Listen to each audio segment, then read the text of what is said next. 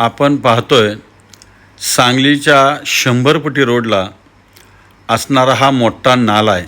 या नाले सफाईसाठी स्वतःहून उपायुक्त स्मृतिताई पाटील या जातीने लक्ष घालून त्या ठिकाणी उभे राहून काम करून घेत असतानाचं दृश्य दिसतंय। या ठिकाणी डॉक्टर रवींद्र ताटे साहेब आरोग्य अधिकारी साहेब पण आहेत, त्याचबरोबर धनंजय कांबळे हे सॅनिटरी इन्स्पेक्टर आहेत, याकूब मद्रासी हे पण सॅनिटरी इन्स्पेक्टर आहेत, मुकादम ज्या कोमल कुदळे मॅडम आहेत या पण आहेत या ठिकाणी। आणि हे स्वतः उभे राहून जातीनं लक्ष घालून हे काम करून घ्यायला लागलेले आहेत। यामध्ये बघत असताना एक वाईट वाटतं। मी जनतेला ह्या व्हिडिओच्या माध्यमातून एक विनंती करतो, अरे ह्या गटरीमध्ये टाकता तर काय टाकता?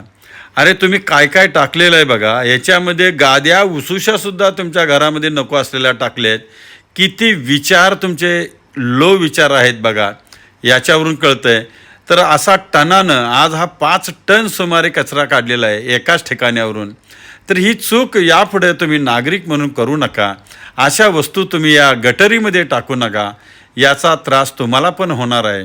मी रोज एक नवीन विषयाच्या माध्यमातून तमाम सांगलीकर मिरजकरांना विनंती करतोय की आपण गटरीमध्ये साहित्य टाकू नका आणि ते आपल्याला त्रासदायक होईल। तुम्ही टाकणार नाही अपेक्षा करतो आणि माझी विनंती तुम्ही मान्य कराल अशी अपेक्षा करतो। धन्यवाद धन्यवाद।